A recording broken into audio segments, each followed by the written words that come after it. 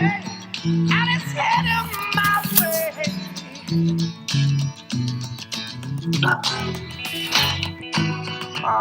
Sometimes I grow so tired, but I know I've got one thing I got to do.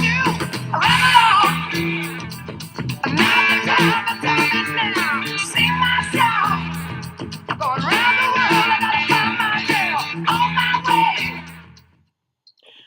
What's going on, everybody? Welcome back to the third installment of the Rambling Men Sports Podcast. I am your co-host, Shane Price. My other co-host there, as always, James Connolly. Let's get right into it with some NFL playoffs, I should say, divisional round recap. James, what did you think of that Vikings-Saints game? Crazy finish. It was honestly one of the most insane. It was probably the most insane NFL finish I've ever seen, to be honest with you. I don't think there's ever been a walk-off in the playoffs not in overtime. Mm-hmm. So that's except for field goals. Yeah, super sweet. But the game was unreal. I was 100% convinced that the game was completely over in favor of both teams at one point during the game. At halftime, I was pretty much convinced, the Vikings were going to eke that one out, even if the Saints had a great second half. And then, of course, I was convinced the Saints had won the game when the Vikings were, they were on their side of the field. 10 seconds left, no timeouts. I mean, there's just no hope unless you score that touchdown. So, but probably the second, like I said, probably the second most amazing play I've ever seen. Honestly, just because it was playoff football. The first probably what being would you say the first amazing is? David Tyree, for sure. Yeah. Super Bowl catch. Honestly, that was the craziest thing that I've ever seen. But great game. Few things that I took away from the game, honestly. The Vikings defense is special at home. I'll give them that. If they get to the Super Bowl, I don't see anyone beating them, and that includes Tom Brady if they beat Philly this weekend. Secondly, I thought Drew Brees really got robbed of us talking about him being a top 5 quarterback of all time. Obviously, he has the statistics to get there. I truly believe if they won that game, they would have won the NFC Championship because they sure would have beat Philly this weekend. So, but 300 or 200 plus yards, 3 TDs in the second half against that defense in Minnesota is fairly impressive. Third thing I took away from the game is that Case Keenum was really a miracle play away from us saying he's not a franchise quarterback. He had no TDs besides that last Hail Mary throw. Wasn't really a Hail Mary, but he had a reckless interception. Could have easily had another one on a play if you remember where he tossed it up and Adam Thielen made a really, really sick play. Tracked the ball really well. But if I'm a Vikings fan, I'm definitely afraid of how he'll perform this weekend, outside in a hostile environment after less than inspiring and performance, to say the least. It took a last-second effort to beat the Saints when you got a 17-point spot in the beginning of the game. So just something to think about. And fourth, the Saints coaching staff really deserves a little bit of credit and a little bit of criticism all at the same time. Credit for the halftime adjustments. Obviously, they did some things, during halftime that really worked. Obviously, second half, like I said, Drew Brees had a really impressive second half, and so did that defense. But criticism for not having the rookie completely ready on that last play. A lot of people think that NFL players should just know everything. But if that was really the case, they wouldn't really need a coaching staff. During that timeout, especially a rookie, the coach should have had that entire defense together. They should have been saying, we don't need a pick. We don't need a pass breakup. We don't need a big hit. We literally just need you to get this person down in bounds. And I think make a U and keep anyone from getting to the perimeter. Exactly. And I think if Marcus Williams was really drilled that into his head right before that play, I honestly don't think he would have made that play. I don't think he would have made that. One thing I can say about that, to defend Marcus Williams, I know you're in the middle of your take, and I apologize. But before I get into it with my take, just if Williams isn't early on that play, and let's pretend he, is successful and goes for, beneath the waist and the tackle for Diggs and gets him, Diggs was easily a yard or two in bounds. And if he gets him and, takes his legs out from under him and Diggs can't get back up, it's ball game. Minnesota didn't have a timeout. I think I looked today, there was at least 4 or 5 seconds left on the clock. There's no way Minnesota would have been able to get their asses down the field and get a spike to stop the clock. That was my point. They only needed one thing. Like, it was so simple. Like, I would have maybe put all 11 players on the goal line. Like, you know what I mean? They should have been in the prevent defense, but I'll really get into that later when we get into this next poll question. But what did you think of the game? It was painful. And I say that, and I'm not even going to try to say I'm not biased. I'm extremely biased when it came to that game. As the viewers know by now, I'm a huge Green Bay Packers fan. I was cheering like hell for Drew Brees and the New Orleans Saints to get that upset. What a fluke. What an absolute fluke. I mean, absolutely. Hate it. I was texting one of my friends all game. He's a huge New Orleans Saints fan. And, everything good happened. I was like, oh my gosh, like the block punt. I was like, special teams, all that stuff. And Drew Brees got robbed. That's the big thing. That's my biggest takeaway. He was phenomenal, especially in the second half. He was 17 of 22 for 177 yards, 3 touchdowns, but he will never be mentioned in the history books for that performance because he wasn't on the field, for the last play of the game. And Case Keenum and Stephon Diggs, what's that? Hold on. Drew Brees could have made that tackle and won that game. Oh, absolutely. If you would have put Drew Brees out there, he would have made that play. Probably. But Diggs and Keenum will go down in history, and by all means, they should. That was a hell of a play. But they will go down as immortals after that. Minnesota Vikings fans will bow to them if they ever come back to that stadium. But here's the thing. They weren't that great in that game. Case Keenum, let me look at his numbers. Before that play, he was 24 of 39, 257 passing yards, no touchdown, 1 interception. And I don't know what he finished the game with or what his passer rating was before that play, but I remember at one point, maybe before that final drive, his passer rating late in the fourth quarter was about 70.7. So he was below average.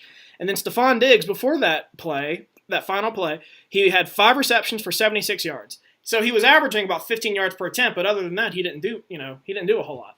And he was kind of non-existent in the second half. I don't remember him getting a lot of catches. I just hate it for Drew Brees. I'm a huge fan of Drew Brees. I like the Saints. I think that loss is more on the coaching staff than on Marcus Williams. He's a rookie, and they're not even in that position without Marcus Williams.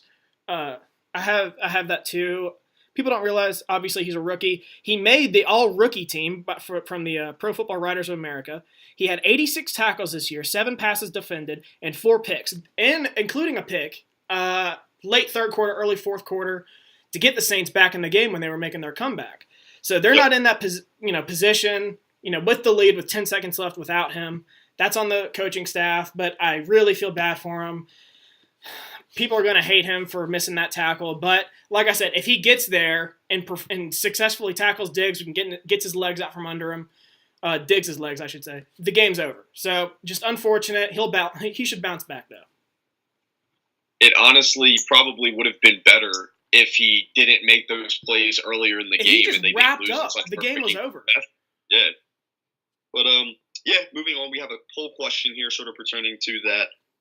Which is more to blame for the Saints' defensive collapse on the final play against Minnesota, the coaching staff or Marcus Williams? In my opinion... Yeah, we both kind of touched on this in our take. Okay. Well, so, I just said we both kind of touched on it, but we can both say... I say the coaching staff, just tell your guys, get on the same page. I mean, Belichick would have done that. Get on the same page and say, make sure you do not let these guys... If you want to make them catch the ball, fine. They don't have any timeouts. But make sure they don't get out of bounds. And sure enough, they almost let that happen. And don't go for the big play. Don't go for the interception. Just wrap up and the game's over, and they didn't do that. So that's on the coaching staff, in my opinion. I kind of said it was like 60% coaching staff, 40% Williams. As a pro player, you have to just have better awareness on that play. He should have known exactly what he was supposed to do. But however, like I said before, the Saints coaching staff, they should have had the entire defense over there and told him we need one single thing to be done right now. And like I said, I think if it was that fresh in Williams' mind, he would have made that play. I truly believe that. But secondly, I think it was a bad defensive call. I don't really get how there was how was there not force? You know what I mean? How was there not more players behind Williams? I don't get it. I don't understand how Williams was the last line of defense. Yeah, I really don't get that either because, like I said, they had no timeouts. I don't get it. There should have been people on the goal line. There should have been somebody back there. I'm sorry. I'm going coaching staff as well, but definitely not taking any blame from Williams. He definitely deserves some. That game makes me sick. As a Green Bay fan, it makes me sick. Anyway, so this is kind of a decent segue talking about coaching staffs. Steelers and Jaguars game really came down to coaching staff and how Pittsburgh's, like we said in the before the playoffs started, that would be their downfall if they, because they had the talent. The only way they wouldn't make a playoff run is if the coaching staff let them down, and that's exactly what happened. They didn't look prepared. They were looking ahead to New England. You could tell with the way through their body language. I think, who was it that tweeted this week that they were going to have 2 bye weeks? Was it Le'Veon Bell? Or I'm sorry, last week. Was it Le'Veon Bell? Somebody did that. He tweeted how they were going to have 2 byes and then face New England. You could tell they weren't focused, but hats off to Jacksonville. Blake Bortles played really well. They decided they were going to be the bully. They came out and punched Pittsburgh right in the mouth. I'm really impressed with Jacksonville so far. Absolutely. The game really didn't go the way most people planned, including yourself and me, Shane. I believe we both had the Steelers winning by more than 10, if I'm not mistaken. Yeah, you said by 2 touchdowns. I said by 10 or 11. And like you said, the Jaguars really came out and punched them in the mouth. I want to give credit to the Jaguars. They put up, 45 points. So no way degrading their performance. But the Steelers definitely lost this game more than Jacksonville wanted, in my opinion. Mm-hmm. They spotted the Jaguars 17 points, very similar to what the Saints did to the Vikings. It's just hard to win after that. And it's almost like you don't deserve to win after that, even if you do make the comeback. And in my opinion, when you spot a team that doesn't have a good offense 21 points, that's on the coach. Yeah. I can't believe a team with that much talent came out so flat for 30 minutes of the football game. It's the playoffs. Did they not remember that the Jaguars beat them on that field? What was it, 40-0 or something? Did they think it was going to be an easy game by any stretch? I don't understand that. Did they think last time was so much of a fluke that did they score 0 points in that game? I think the final score was 30-9. They scored some points, but it might as well have been a shutout. It was pathetic, and they shouldn't have been that confident going in. By the time Big Ben and the rest of the team decided they wanted to try, it was just really too late in my opinion, and that really sums up the time. And then, at the end of the game, it just reeked of desperation. They scored the touchdown, I believe, with just over 2 minutes left with the onside kick. To defend Mike Tomlin a little bit, his defense hadn't really gotten a stop all game, so I kind of see that logic, but the execution was just abysmal on that onside kick attempt. And then it gave Jacksonville an easy 3 points when they recovered. You have a better chance of getting an onside kick than you do stopping the Jacksonville Jaguars offense. I just don't believe that. Sorry. I don't either.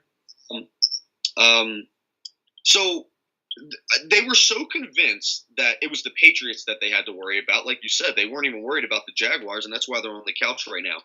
2 days before the game, you have Le'Veon Bell talking about a contract when he's in the highest paid player in the entire NFL. Why? Tomlin needs to tighten up the locker room. The Steelers are looking a lot like Seattle, in my opinion. I think you mentioned that last week. A lot of talent, no discipline at all. Yep. To speak, it's the NFL. The little details matter. Everyone has talent. There's not a better example of that than the Patriots, who easily have a less talented roster than the Steelers, but find ways to beat them, and it's because of the little things. They're getting out coached. With that being said, Bouye has got to play better this week if they even have a chance of beating the Patriots. But the Jaguars can win the Super Bowl this year if they stay, very disciplined. I'm very convinced of that. To piggyback off your point about overall talent, how many teams in the NFL do you think? I know this is kind of on the spot. Have a better overall roster than the Steelers? None. You don't think any? What do you mean? None. No, not at all. I can't think of one off the top of my head. Steelers. Jacksonville might. About? What? They have. If I had to make a top 5 ranking of playmakers in the NFL, they have 2 in the top 5. With a Hall of Fame quarterback, top 5 quarterback. You should win a Super Bowl every year. They have a good offensive line. They have a good number 2 wide receiver. They have a good number 3 wide receiver. They have a 6'7" tight end. Okay? And a pretty good offensive line. They have players. I don't want to hear it. But yeah, so again, hats off to Jacksonville. That team has really turned a corner this season, which brings us to our poll question. Who has been the reason, James, do you think, for Jacksonville's success this season? I'm going to go with Tom Coughlin. Really? He really changed the culture there more than anything else, I believe, more so than Maroon. Coughlin, in my opinion, I don't think people really think about this, but he's maybe a shade under the brilliance of a Bill Belichick. Just think about it. He's just never had a Tom Brady to capitalize on his brilliance. He had an Eli Manning who, in my opinion, probably wouldn't have won 2 Super Bowls in most other places. He's beaten Bill Belichick twice head-to-head in the Super Bowl, so I'm going to go Coughlin.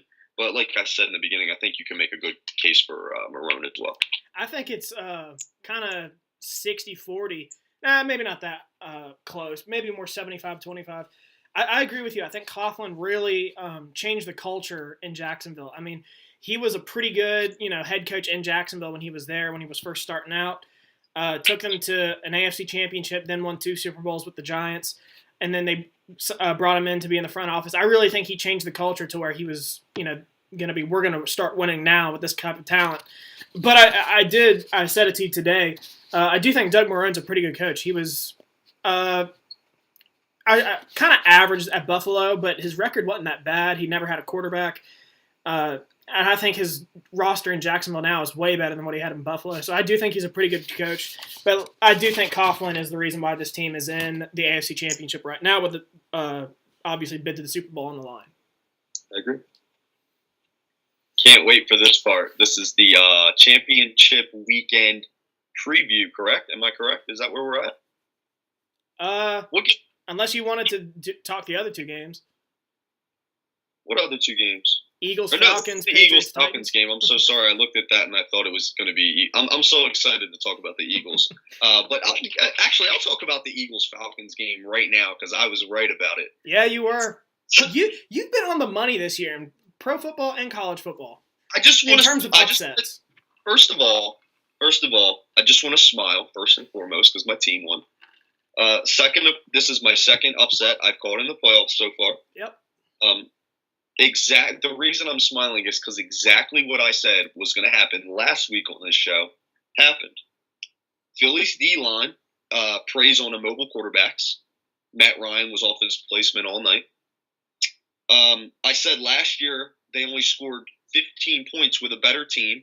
They only scored 10 this time. Mm-hmm. I said the Eagles had the top home field advantage in the NFL, and that was easily the difference in this game. They would have lost by probably 20 points in Atlanta, or at least a touchdown on a neutral field, in my opinion. And lastly, I said last year Carson Wentz beat Atlanta in Philly with a stat line of 235 yards, no touchdowns, no interceptions. And I said last week, and I quote, "You're not going to tell me Nick Foles can't do that at home." Nick Foles' stat line, 246 yards, no touchdowns, no picks. And that won the game, just like I told you it would.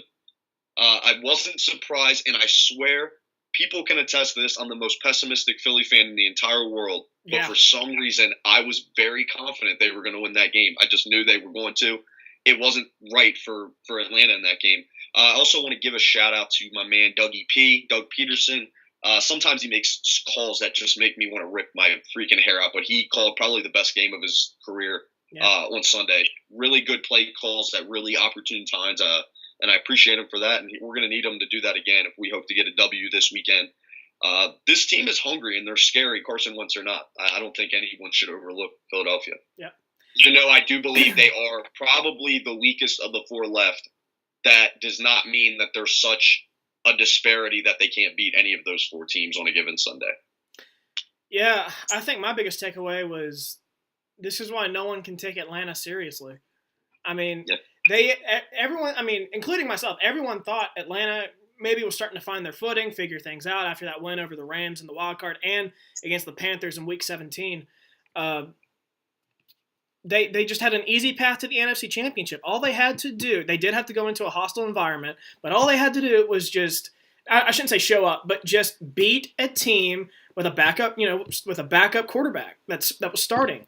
And the Falcons got their, Philly, Shane. What's that? It's hard to win in Philly, I know, but bro. they got I don't care who's playing what. It's hard to win there. Sort of poetic, the Falcons got their wings clipped. I mean, They scored just 10 points all game, I believe, off 2 turnovers by Philly in the first half. Both off turnovers. Yep. If Philly shoot themselves in the foot, that was a shutout. Exactly.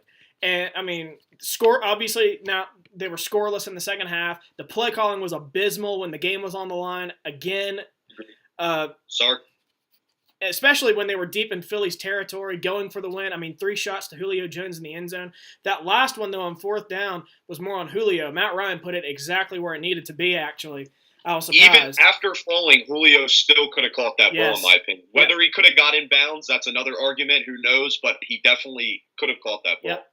Yep. But, yeah, credit to the Eagles. I mean, that defense was lights out. They gave Matt Ryan all sorts of problems. That front 7 did, at least. Nick Foles wasn't terrible. He did just enough to get the win, which is what you need in the playoffs. But if it's anything, I think Atlanta just gave that one away. I shouldn't say gave it away. That's not really the right words, but they had it. They had it, and they couldn't get it done. They had an easy road to the NFC Championship, and they couldn't get it done. Moving on to the Patriots-Titans, I really don't have much of a takeaway except New England is a machine and just way too good. You know, after Tennessee beat Jacksonville and Kansas City, I actually thought they had a decent chance to maybe keep the game fairly close. But they, I guess, had no business being in that game. New England's too good. That game was pretty much over when Tennessee lost Jack Conklin with the knee injury. Yeah, like you said, don't really have a take just because everyone pretty much expected that. I'm not even going to really you said the Patriots were a machine. I'm not going to give them that much credit for beating that team in Foxborough. I'm not. They looked good, obviously. Yep. I mean, they could have definitely looked worse and still won the game, but definitely not going to give them too much credit. Game was pretty boring. Honestly, I turned it off late. I'm not even going to lie to you. Probably going to regret that when football's over. I probably should have quit sooner. Yeah, the only thing that that I can really take from this game moving forward is that because this weekend for the Patriots will be the most physical game of the entire season, no doubt. That little cupcake game that they played last weekend could, in a weird way, kind of mess with them a little bit. I don't know. I'm just kind of throwing something out there. It's definitely not a guarantee, but just something to think about. But moving on, as I was getting into earlier a little prematurely, wanted to talk about the championship weekend because I'm really excited about my picks. I'm actually very convinced about both my picks, and I swear I'm never super convinced about much, but I'm convinced about my picks. But I want to hear what you have to say about the AFC Championship game first, Shane. Okay, so I'm listening to you. I'll be back.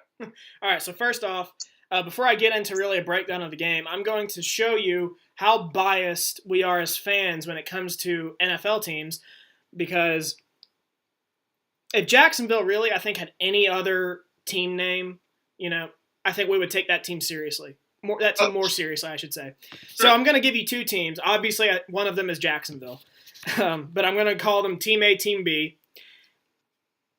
And I'm obviously going to hide their names. I'm going to reveal their stats in 11 different categories. Total offense, offensive points per game, rushing yards per game, passing yards per game, third down offense, total defense, scoring defense, defensive yards per game, defensive passing yards per game, third down defense, and turnover margin. So Team A, total offense ranks number 6 in the league. Offensive points per game ranks number 5 in the league.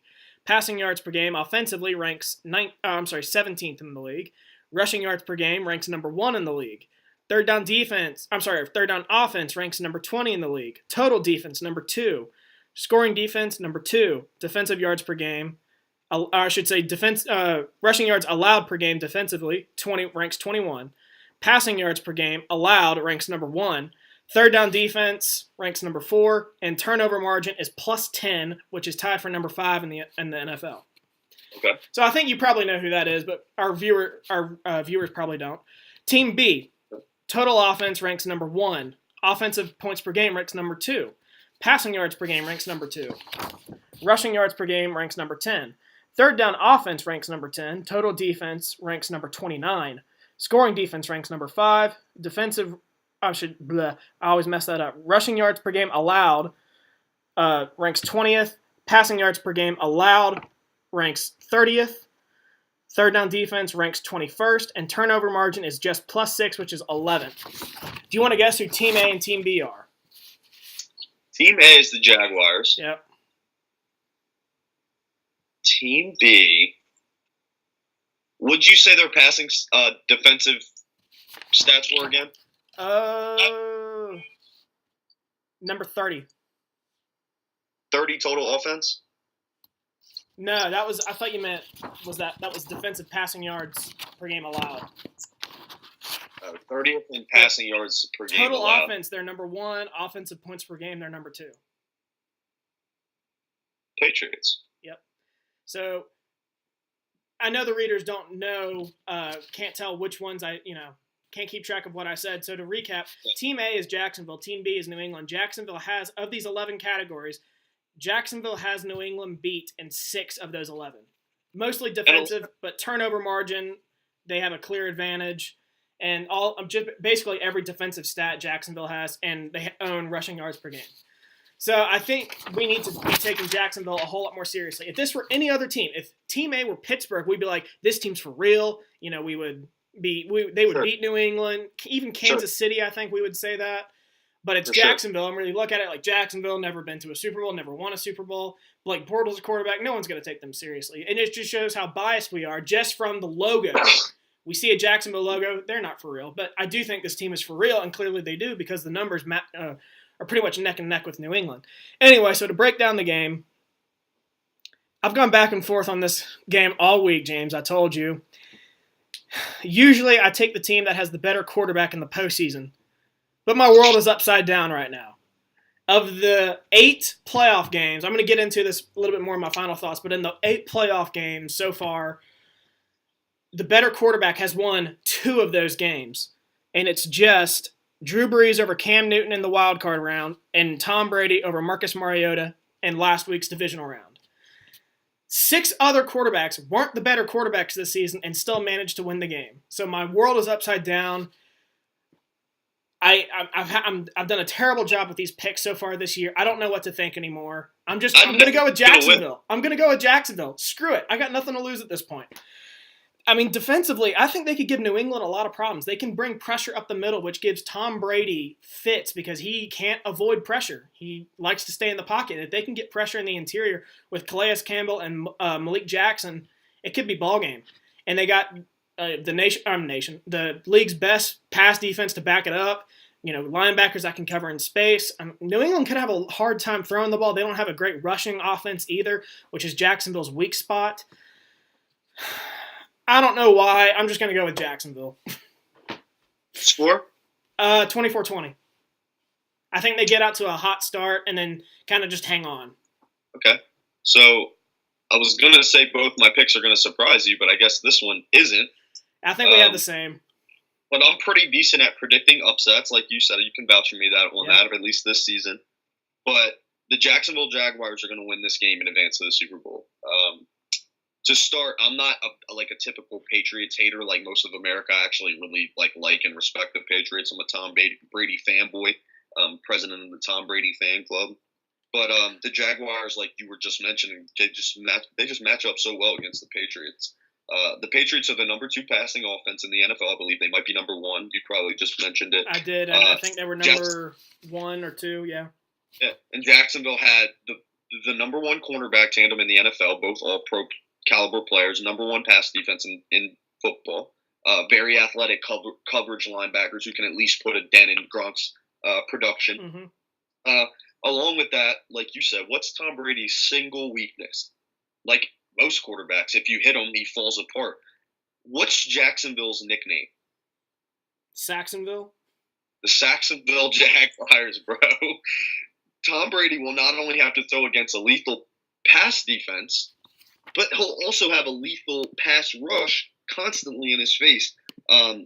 Tom Brady also apparently hurt his hand a little bit, and he's not coming off of a bye. I think he played so well against the Titans because he had a nice bye week in there.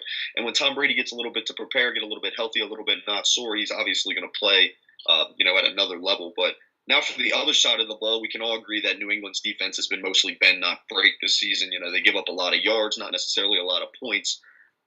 But Bortles should in no way, shape, or form be intimidated by this defense. There's nothing intimidating about him. I see Jacksonville being able to control the clock with Fournette and Ivory. That's what I forgot to mention that. Defense. Yeah, very mediocre rush defense in New England with Hightower out, and if the defense can force a couple turnovers, I really see Jacksonville winning. I got Jacksonville 26-24. Now, what I've really been wanting to talk about the whole time. Let me begin. We're going to get on to the Eagles. The Eagles-Vikings NFC Championship game, where I'd never dreamed that the freaking Eagles would be this season, because I was expecting around 8-8, 9-7 season. I would have been very happy with 10-6. But let me start by saying I know a lot of Eagles fans are a lot of idiots. They're generally extremely unrealistic and optimistic. But as I said earlier, anybody who knows me knows that I'm generally a pretty pessimistic Eagles fan. They've given me nothing in my 24 years of life to be optimistic about. So until that changes, I'm not going to be like the, rah-rah homer. I'll really tell you what I think is going to happen. And people might be mad at me, not mad at me for this, but, people might say I'm being a homer on this, but the Eagles are going to beat the Vikings this weekend, Shane. I'm just telling you right now, they're going to beat them. I'm going to tell you the reasons why right now. Let me start by saying these teams are very, very similar in skill set without Carson Wentz. With Carson Wentz, I don't want to get into the, with Carson Wentz, hypothetical, but I really do believe the Eagles would have won by probably 2 scores if this was at home. And if Carson Wentz were healthy, this game, it would be over. I think Philly would have it covered. That's neither here nor there, but without that, I believe the Vikings do have a marginally better roster. Mm-hmm. I'll give them that. They do have a better roster than the Eagles, but like I said, it's marginal. It's not, not here. It's more here. So, let's compare groups, and then I'll talk matchups. Quarterback, I would say virtually even. You could argue Case Keenum might be, marginally better, but I honestly think Nick Foles is underrated. I think I'd give Keenum a slight edge this season. Yeah, he's not a great quarterback. I'll give you that, but he does have a career winning record as a starter, and he does have a 2-to-1 interception ratio. So he's a decent QB. And the QB matchup is going to be even, in my opinion, with Case Keenum in Philly. So I would say stalemate. Running backs, Eagles easily have the advantage there. Offensive line, Eagles easily have the advantage there, even with Jason Peters out. Mm-hmm. I'll give the Vikings wide receivers, definitely closer than I think some would believe, but I'll definitely give that to the Vikings. Eagles tight ends, no question. Now, the Eagles obviously have the edge on offense, in my opinion. I feel like people are thinking that for some reason the Vikings do, and I get, statistically that would maybe back that up, but statistics go out the window in playoff football. That doesn't matter. I'm talking about the roster right now, and I truly don't believe that Vikings without Dalvin Cook and with Case Keenum in the lineup in the cold outside are that great of an offense, But let's get the defense here. Defensive line, very close in skill set in my opinion, but the Eagles are a little bit better, and they're definitely deeper. On the defensive line, yeah, I'd agree with that. They're at least, if you want to say they're even in talent, they're at least way deeper, because we have a lot of good players that do come off the bench and rotate in. We're going to have fresh players at the end of the game. Trying to tackle LeGarrette Blount in the fourth quarter at 8 o'clock at night in Philly in January, nobody's going to want to do that. I'm just saying. Agree with that. Especially if nobody's fresh. Obviously, linebackers and defensive backs are going to give that to the Vikings by a mile. But as you can see, there are matchups I feel like the Eagles edge out into it. The Eagles will be able to run the ball better than the Vikings, though I don't think they'll be able to run the ball well at all. I'm not saying that. As far as success in this game, running the ball, I do think the Eagles will have the edge there. Philly will get to the QB and stop the run with greater ease than the Vikings in this game. I just truly believe that, and that's a winning formula. If we can get the Keenum, sack them, obviously not let them score a lot of points, but if we can get some good field position off some turnovers, that's great as well. But I said it before, and I'll say it again. I said it last week. The Philadelphia Eagles have the best record at home in the NFL since Doug Peterson's been hired, and this will be, I promise you, because if I'm not mistaken, was the NFC Championship in Philly when we won against the Falcons back in 2004? Yeah. I don't think it was. So this is probably this is going to be the most rocking that stadium has ever been, Shane, ever in its history. It's going to be insane, and they already have, the great, home advantage. And lastly, I'm sorry for taking up so much time here. I just had a lot of stuff to say here. Scores Minnesota has let up on the road this year. Yeah, okay? I'm interested to see this because I didn't look that up.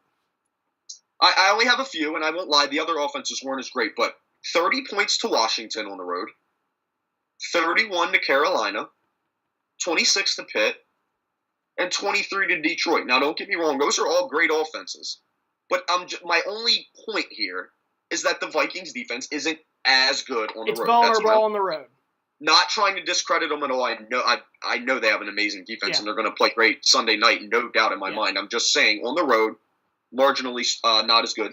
And points per game allowed in Lincoln Financial Field since Week 10 is 10 points per game. Okay?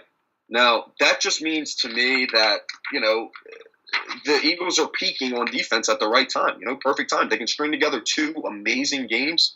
You never really know what can happen, but the Eagles are going to win this game 20-16. Book it. I actually don't have much of a breakdown with this, but because of my hatred for Minnesota, I have to go with the Eagles. There's no way in hell I'm taking the Vikings to win this game as a Green Bay fan. Did you just go Jacksonville, Philly Super Bowl? I did. Who's going to win that, Shane? We got the exact same Jacksonville-Philly Super Bowl. Let me tell you right now, and I said this all week, and I don't want to look ahead like this. I'm just excited because I love the Eagles so much. If the Eagles beat Minnesota, if our picks are right, the Eagles are going to win the Super Bowl because they're not losing to Blake Bortles. I'm telling you. Not doing it. But to get into my reasoning why I have the Eagles winning, I really don't have anything too statistical. You can pretty much do my work for me. 10 points per game at home is amazing. Or 10 points allowed per game, I should say, at home is amazing. Lincoln Financial Field is going to be rocking. But the main reason why I think I'm going to take the Eagles is because I think the Vikings, after that emotional win, the Vikings acted a lot like the New Orleans when they beat Carolina in the wild card round. They were very excited, very emotional, very awestruck. I think that's really going to hurt Minnesota.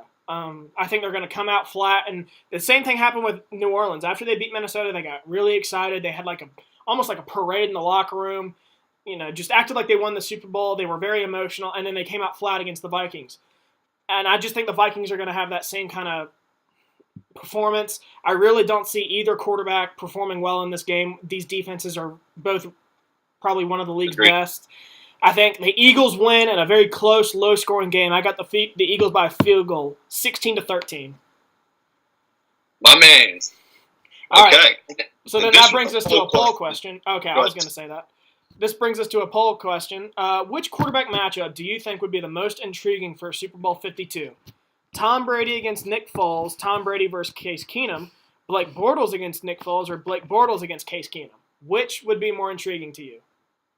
Any matchup without Tom Brady, because nothing's going to be intriguing with any of those quarterbacks against Tom Brady, because it's, come on, they're all average at best. Yep. Average at best. I wouldn't give any of them above average. And Tom Brady is literally the greatest quarterback to ever put football pads on. So anyone that didn't include Tom Brady, in my opinion, not that I don't want to see. If Minnesota wins, I want the Patriots to win because I don't want Minnesota to win, but because I want to see the Patriots win another one. But if Philly wins, I really hope Jacksonville wins because no way Philly beats New England. Yeah, I'm with you. Any matchup with Tom Brady, I'd take out. That does not, Tom Brady, Nick Foles does not intrigue me. Tom Brady, Case Keenum does not intrigue me. Blake Bortles, Nick Foles, Case Keenum are all on the same kind of skill level. I find that way more intriguing. I'd say Blake Bortles, Nick Foles. Huh? I'd say Blake Bortles and Nick Foles would be the most intriguing to me. And not even from that. I know it's about quarterbacks, but I just think of the teams. Jacksonville and Philly kind of resemble each other a little bit. Okay. I don't know. Oh, they do. Yeah. Right now, without Carson Wentz. Yep. I wanted to get in the NFL coaching carousel. Obviously, always a hot topic this time of year. I'm just going to talk about some fires that I thought were good. Shane's going to talk about some hires. I'll start with the fires. Obviously, I think that's a good way to start. So, first of all, I wanted to talk about the Todd Haley firing, Steelers offensive coordinator. I had a hard time deciding if this was the best fire so far, and honestly, I really think it was. Todd Haley, notorious for being really stubborn, really put-offish, which really showed in Pitt, especially in his relationship with Big Ben. offense really has too much talent to be as inconsistent as it is sometimes. He's just simply not a good play caller, in my opinion. Other people might disagree. Maybe he'd fit better in a different style of offense, but I don't know. I don't really know how you mess up having all the talent he has on that offense, and he kind of does sometimes, to be honest with you. Yeah. I really do think they need a new sharp mind in there to get everything going. Mike Mularkey firing. This was probably the second best firing. I don't think he's really a bad coach, but I definitely think Mariota needs somebody who can, come in and really maximize his talents, and that obviously isn't Mularkey. And lastly, I wanted to just talk about Darrell Bevel. Not really a big deal firing. It was the Steelers' offensive coordinator, but I really feel as though they used him as a scapegoat, and I don't really think it was fair. The Seahawks literally have nothing on offense except Russell Wilson, and he's 5'10". I mean, what do you want from the guy? He has no talent. Honestly, I think you would put that more on the GM more than anybody. Yeah. But I said it to you over this past weekend. They've invested way too much on defense, and he has almost no help offensively, aside from Jimmy Graham and Doug Baldwin. But so before I get into my thing, I'm gonna kind of give my takes on some of your topics here. Todd Haley being fired as Steelers offensive coordinator, I think, was the right decision. Ben Roethlisberger has said plenty of times how unhappy he is with Haley as the OC. I believe at one point they weren't even talking to each other. I mean, you can't have that. You got to be on the same page. You got to be clicking. And I really just don't think Haley was getting it done with that kind of talent. Which brings me to a poll question. Did the Steelers make the right decision? I think we're both on the same boat that they did. It was time for a change. They need somebody who can do more with with their offensive personnel. Mike Mularkey out as Tennessee head coach. I get right decision. There's not a ton of talent on Tennessee's offense, but I still think it underperformed. Marcus Mariota was not very good. They need an offensive guru, which I'm not sure who they're going to get now because Shermer looks like he's going to the Giants. McDaniels looks like he's going to Indianapolis, so I don't know who they're planning on getting. But they did need a change. Darrell Bevel out as Seahawks OC. Again, I think this was the right decision. Seattle's offense hasn't been very good, despite having Russell Wilson at quarterback. A change had to be made, and they made one. I think that was the right move. But I'm going to get into some of the hires. So the Seahawks actually did make a replacement. They hired Brian Schottenheimer. I'm not sure if this is the right move. Schottenheimer has been an offensive coordinator in the NFL twice. He was with the Jets under Rex Ryan, and he was with the Rams under Jeff Fisher. I do cut him a little bit of slack, though. Both of those coaches are defensive-minded. They don't really care about offense. That's pretty clear. And he, at both jobs, he never had his quarterback as talented as Russell Wilson. So let's see how it works out at least. And then the Steelers hired Randy Fitchner. He was the quarterback's coach there in Pittsburgh. And I think this is probably going to end up being a good fit. After they got rid of Haley, I guarantee you the organization went to Roethlisberger and just said, who do you think you'd be comfortable with? So you weren't comfortable with Haley. Who do you think you'd be comfortable with as the new offensive coordinator? I guarantee you. He said Fitchner, who was the quarterback's coach there. And, has a good, I would imagine, relationship with Roethlisberger. I'm sure they get along great. I'm sure they're very close. And I think it's going to end up working out. Great. So then that brings us, we're going to get off NFL for a little bit. Some college football coaching news. Arizona hires Kevin Sumlin as the new head coach. I think this is actually a pretty good fit. Arizona is a program that's more of a basketball school, so expectations won't be that high, which is why I think Sumlin struggled so much at Texas A&M. They're a football school, football brand. The Boosters, love football. It's in Texas. They love football. They want a good team, and I think the expectations were just too high for Sumlin. At A&M, also in the SEC West with Nick Saban, is going to be tough to win. But so now he gets to Arizona. Expectations are a little lower. I don't think the athletic department and boosters are going to be in his hair. When he goes 8-5 every year, I guess they'd actually kind of take that. The Southwest, there's still a decent amount of talent out there. California is just a state away. A lot of talent in Southern California. Arizona's got a little bit of talent, and he's still in the Southwest, so he knows the area a little bit. I think he'll be able to get players there, and there's already talent on the roster because Rich Rodriguez, even though he got fired, isn't a horrible developer and coach. So that's my take. James, what about you? I thought it was a good hire for Arizona, like you said. Good luck to him competing with Chip Kelly and Chris Peterson and David Shaw, for the next 10 years or whatever. Like you said, they're going to be 8-5, 7-6, 9-4 every season. But maybe one year he puts it together. Like you said, they'll take that. So, good for them. And then I think that brings us to a poll question. Is Kevin Sumlin a good fit for the University of Arizona? I think we both would say yes. Absolutely. So now we're going to go back. We did this our very first episode. We're going to go back to Dumbass of the Week. James, who was the Dumbass of the Week for you? Sean Payton. Really?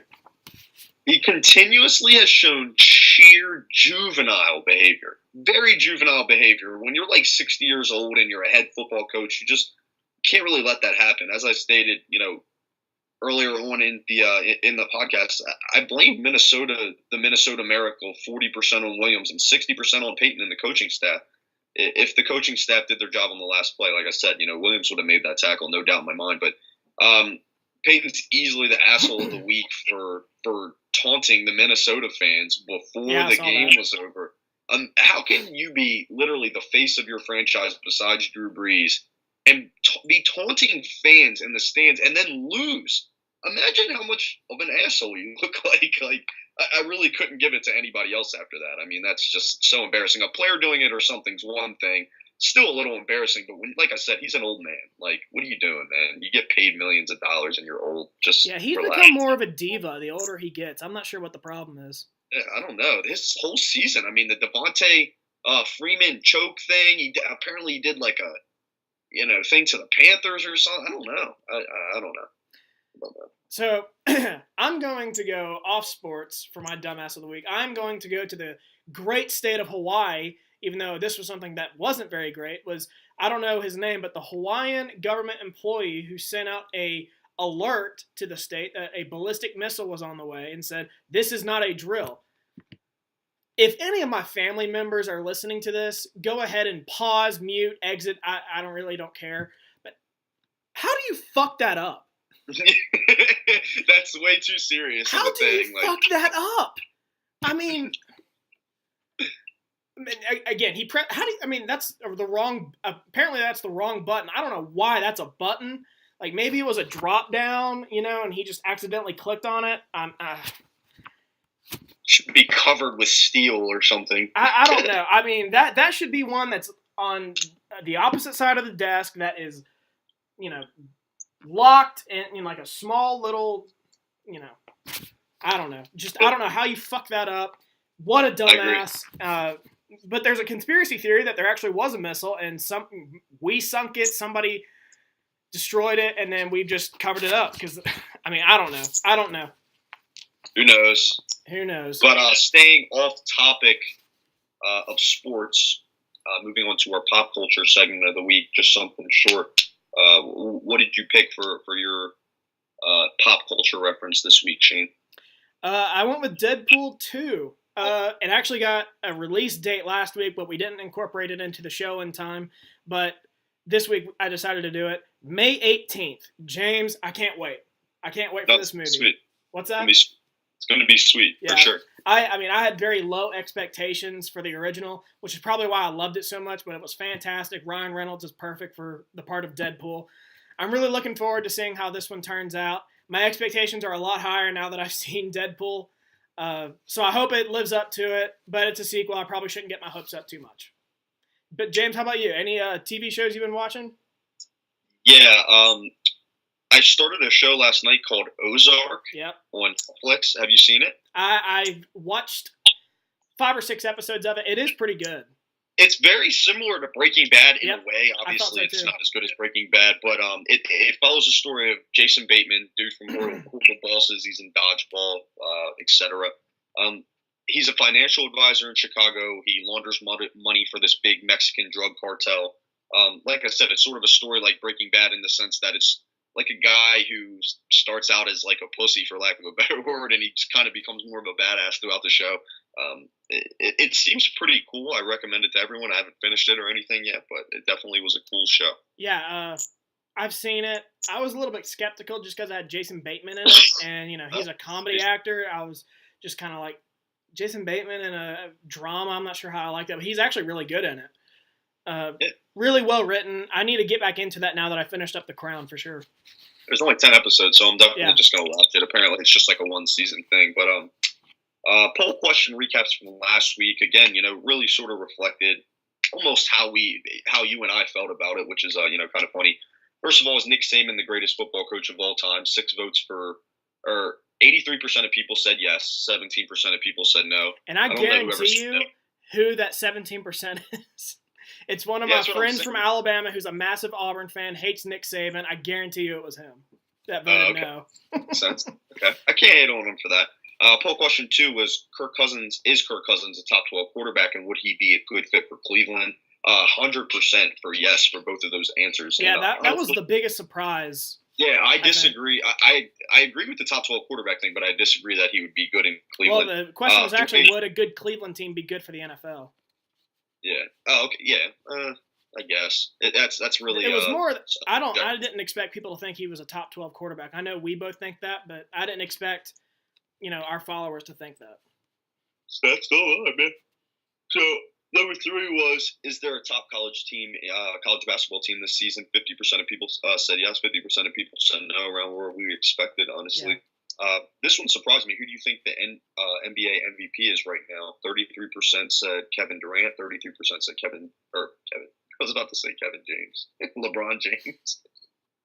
17% of people said James Harden, and 17% said other. I'm assuming the other was either like a Steph Curry or a Giannis Antetokounmpo or something like that. But I'm surprised that Kevin Durant and LeBron James got the same amount of votes, honestly. Yeah. But anyway, and last was: who do you think is NBA Rookie of the Year right now? 50% of people said Jason Tatum. 50% of people said other. It's definitely other. Shane is probably the 50%. But I absolutely was. But yeah, we wanted to close the show out with our final thoughts, Shane. I'm curious to hear yours. You go ahead. I'm going first? Yeah. All right. So my big thing is 2017 has to be the craziest NFL season that I have ever witnessed.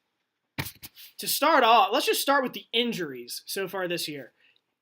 I'm sure people watching this, I'm sure you've seen it. It's bounced around. You can make an all-pro roster with the guys who have been hurt this year. Here's some of the names.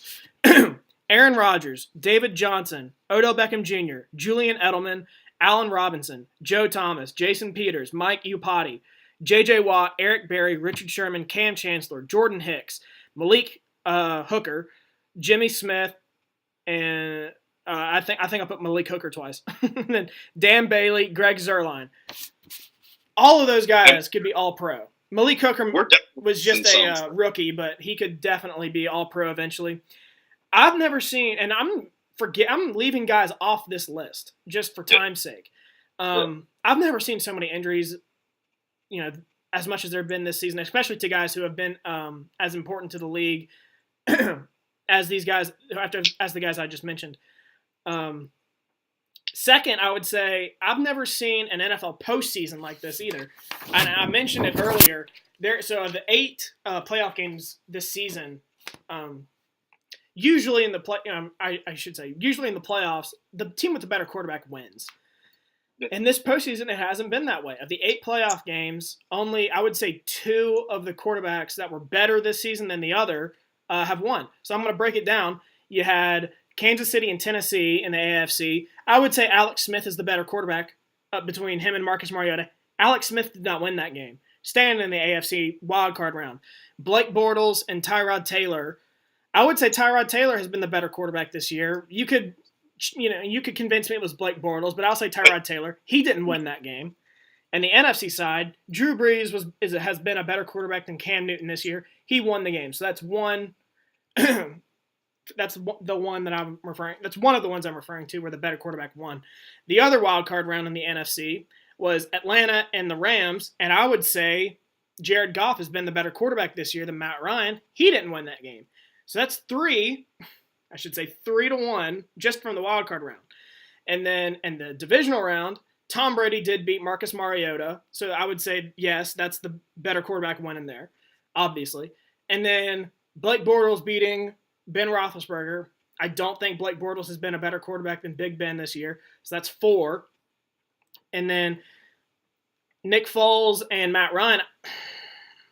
Since Nick Foles only started about 2 or 3 games this year, I think you got to go with Matt Ryan. He did not win that game, so that's 5 games. Then last but not least, Case Keenum and Drew Brees. I think it's obvious Drew Brees has been the better quarterback than Case Keenum this year, but he didn't win. So that's 6 games of the 8 where the better quarterback that year did not win. I've never seen anything like this. This is why my world is upside down. And now, in our Final Four, we got Tom Brady, who obviously is in this position every year, but then Blake Bortles, Nick Foles, Case Keenum. I've never seen anything like this before. Not only that, we got 3 teams in the Final Four who have never won a Super Bowl. Correct? Jacksonville, Minnesota, Philly have never won Super Bowls.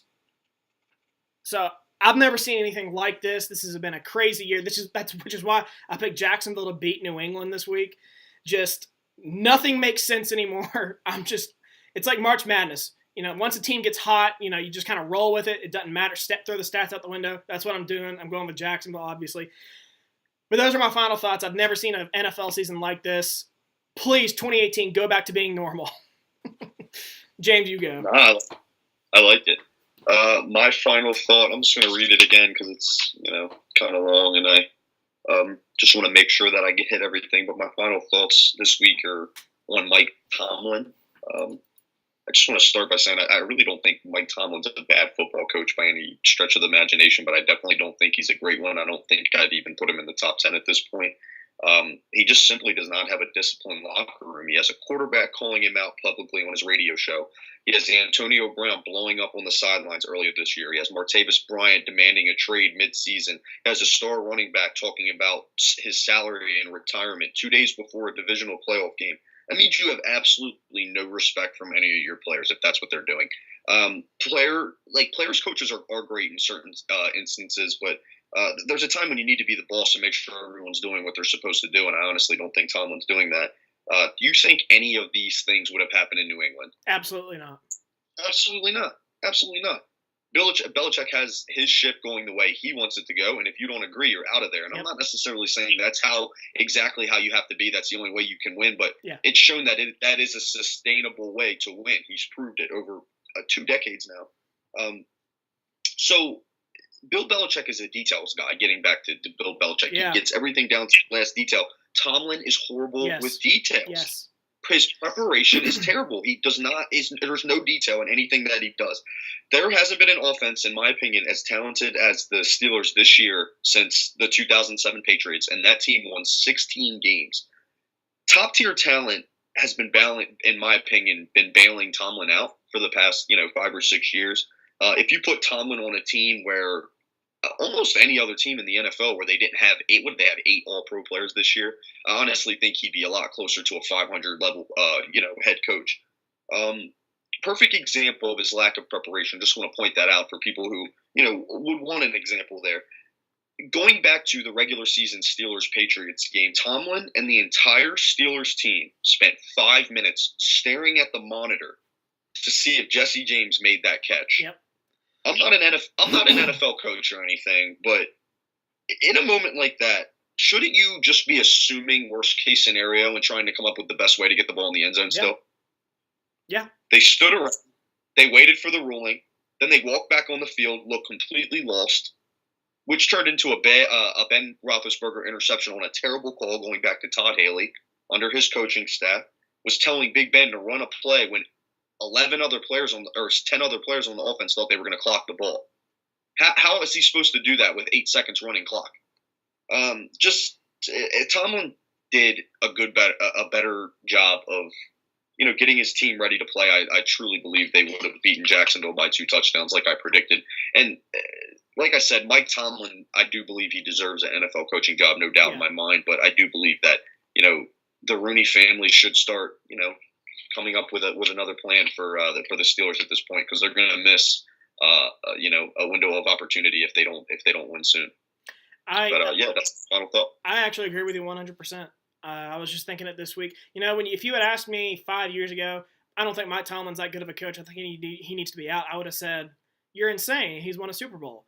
And one of my friends actually said that to me, and I said, "You're insane. He's won a Super Bowl." But now I'm kind of like, maybe he might have a point. But I agree. So that's it for us this week. We tried to keep it pretty short. I think we failed to do that. We're probably just at an hour, but we got caught up in the NFL playoff talk. But I think this was a good episode. Can't wait till next week, guys. See ya.